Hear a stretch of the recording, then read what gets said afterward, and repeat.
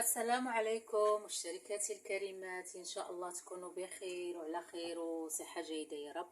ومرحبا بكم معايا من جديد، لا فيديو جديد، نهار جديد البنات.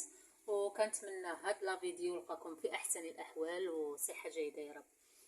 ومرحبا بكم معايا من جديد. مهم البنات المهم اليوم غادي نصاوب معكم واحد الكيك اللي غنيه بالتعريف ديال الجزر اللي كتجي صراحه زوينه بزاف، وبالليمون والقرقاع، صراحه كتجي زوينه. والمهم غادي نخليكم مع المقادير وعاد نرجعوا للطريقه. وفي المقادير عندي 3 البيضات، 2 خمارات، عندي كاس ديال التمر. المهم غتعبروا كاس ديال التمر ديال العنبه وطحنوه مع البيض والجزر. انا عندي واحد شويه التمر البارح باقي عندي ديال الحلوه، ونقيته وفورته، هو اللي غادي نستعمل بلا سنيده البنات. هاد الكيك كتجي صحيه وزوينه. المهم عندي 2 كيسان من الجزر من خيزو، عندي الليمون، وهنا خديت القشره ديال الليمون البنات. قبل ما نقطع معكم الليمون خديت القشره الفوقانيه ما نوصلوش للبيضه. وعندي حامضه حتى هي اللي خديت شويه القشره منها. المهم خلط هنا ما بين قشره الليمون والحامض. والمهم البنات هنا خديت تقريبا واحد الكاس ديال العنبه. المهم انا خديت زلافه، نتوما ديروا كاس ديال العنبه ديال القرقاع. وهنا البنات راه حمرته، كتشوفوا اللون ديالو تبدل، حمرت واحد شويه في البريصه. ودابا البنات غادي نعصر الليمون ونرجع معكم مع الطريقه ان شاء الله. البنات خديت البول اللي غادي نخدم فيه، بسم الله على بركه الله. المهم البنات البيض راه ضروري درجه حراره المطبخ ومغسول من قبل، باش الا طاحت لينا شي حاجه نهزوها.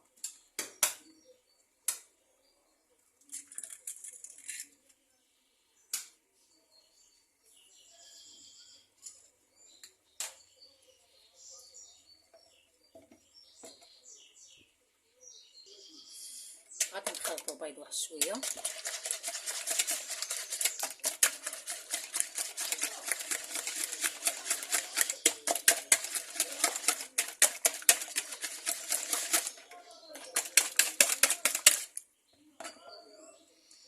غنستعمل ميكسور.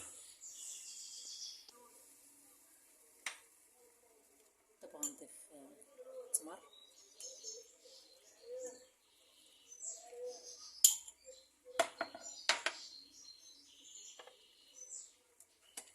جزر،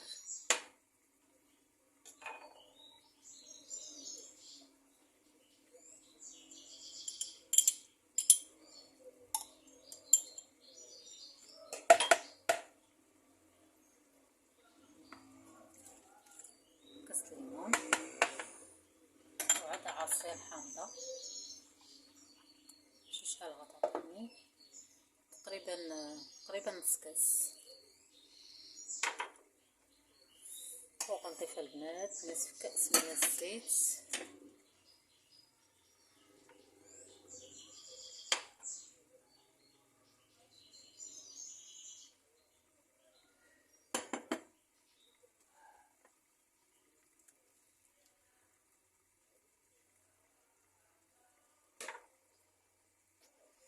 ودابا البنات غادي نخلط الكل بالمكسور ونرجع معكم بلا ما غنصبعكم.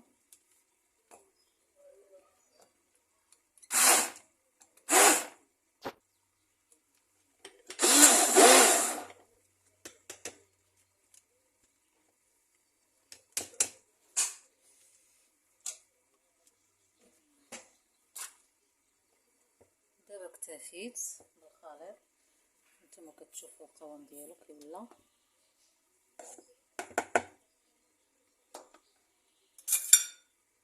دابا عاد غنزيد القشره ديال الليمون والحامض،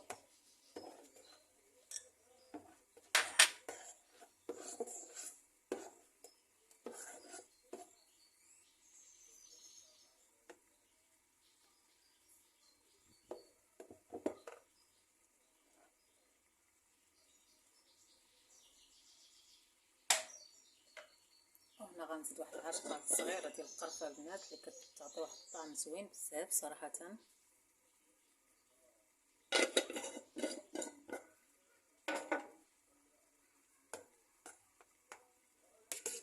وهنا اللي بغات تضيف راس معلقه ديال سكينجبير حتى هو كيجي زوين، اختياري.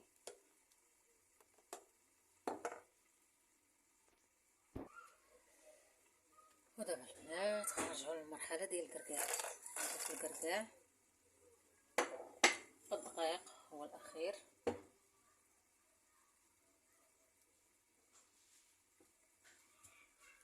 والخمارات بطبيعه الحال.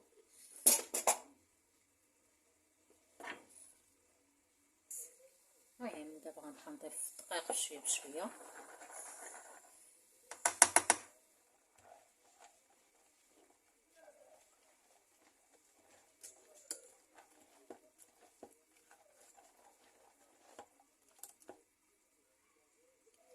غنضيف كاس الثاني من الدقيق،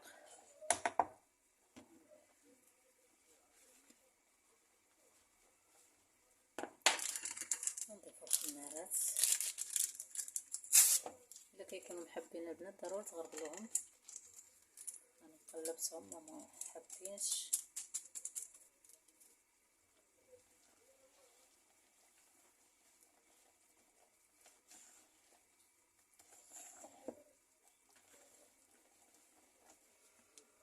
يعني غنكتفي البنات، القوام هو هذاك، ما غنحتاج نزيد دقيق. يعني هزيت لي 2 كيسان، كيسان العنبه. دابا غنجيب المول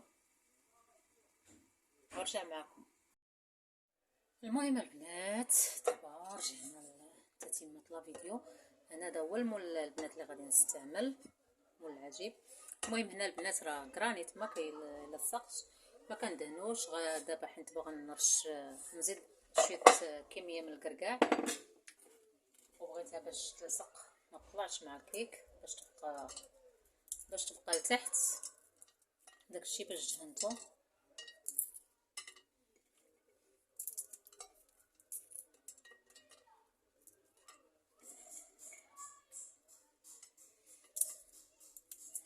المهم البنات راه الفيديو شرح نفسه.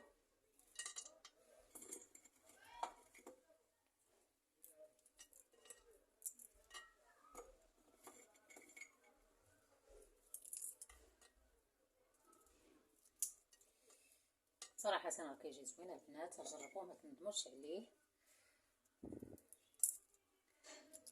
كيجي معلك ولذيذ، ومع دابا المدرسه والدراري يجيو مع شربوا مع القهوه اتاي في العشيه.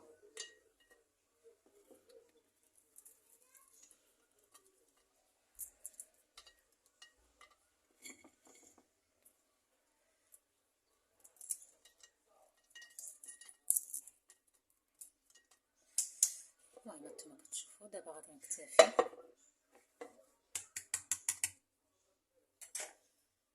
نجيب واحد السطاتيل.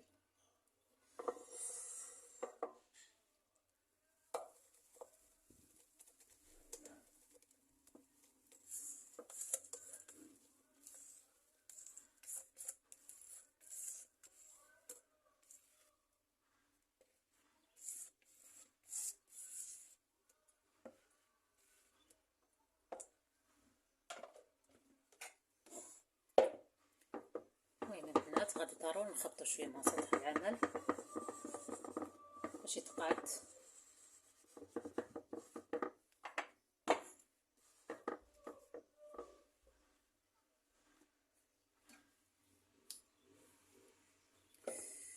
ودابا البنات غادي نطيبو على الفران الكهربائي. ضروري نسخنو البنات على 180 درجه، وغادي نشعل المروحيه. والمهم البنات ما غنشعلش عليه من الفوق حتى يطيب ليا، تيبان ليا طاب ليا من تحت، عاد كنشعل الفوق.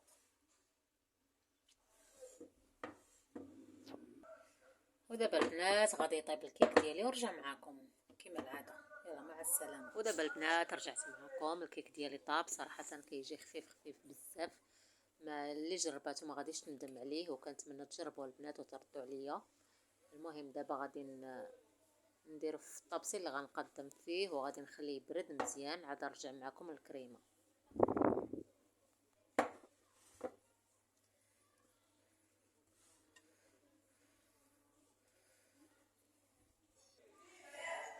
هانتوما هبطات بسهوله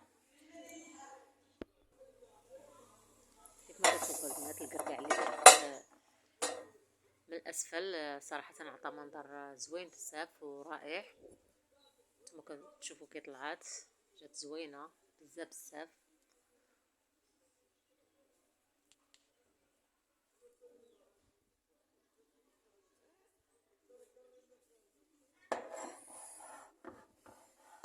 ودابا غادي نخليها تبرد ونرجع معكم.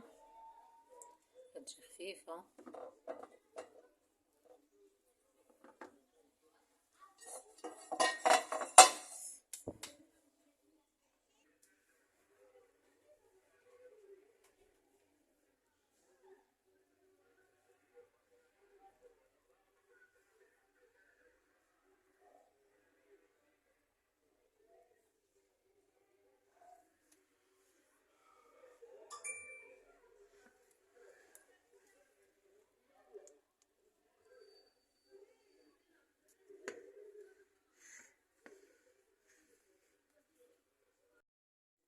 ودابا البنات من بعد ما بردات برد الكيك ديالنا غادي نرجع لبنات الكريمه. غادي ناخذ واحد شويه الكريمه والجبن اللي غندير واحد الكريمه من الفوق اللي كتجي زوينه صراحه، كتجي زوينه بزاف بزاف. المهم كتاخذوا واحد الكاس ديال العنبه وتاخذوا 4 المعالق من الجبن. المهم غادي نضربهم ونرجع معكم ان شاء الله يا رب.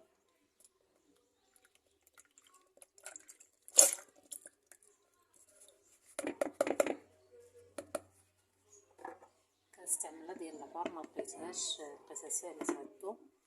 ودابا غادي نستعمل ديال السكر، ما غادي نحتاج ندير السكر.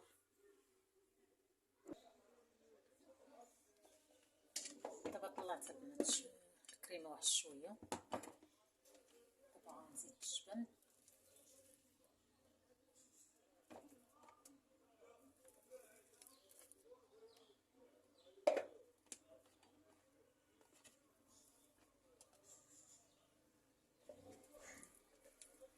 المهم ما عطيتوها الجبن راه كتجي زوينه.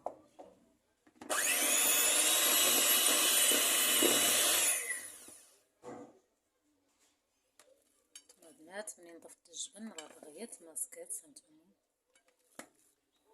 نتقوى الجبن.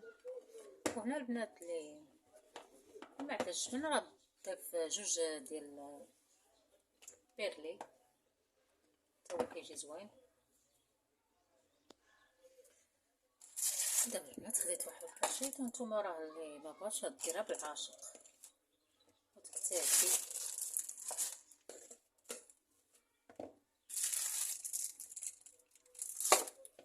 صراحه الكريمه البنات جات لذيذه لذيذه بزاف.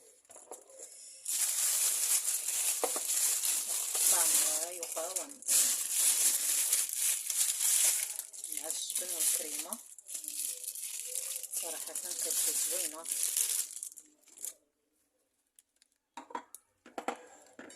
والمهم غادي نزين، كل واحد يزين كيبقى حسب الرغبه حسب اي واحد. المهم غنمشي بحال هكا تنسالي ونرجع معكم.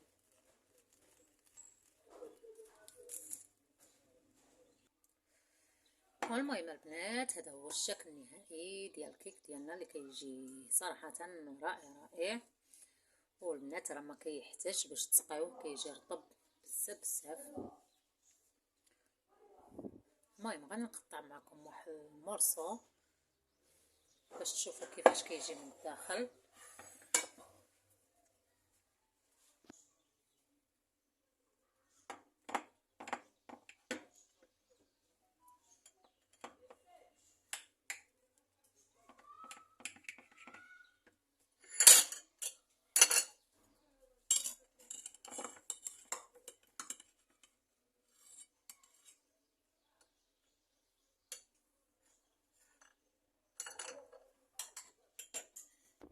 المهم البنات انا هبطت التليفون باش تشوفوا.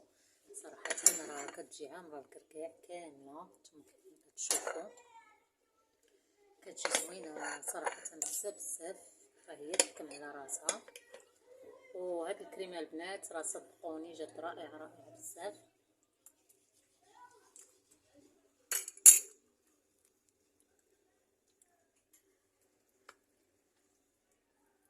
نقرب لكم.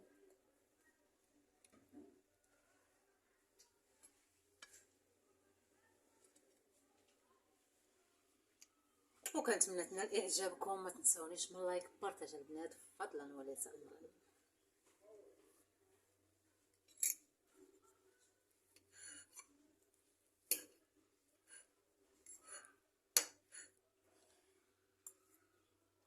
الصراحه دايزها بحال هكاك، نتوما كتشوفوا الطروفه ديال الكعكاع.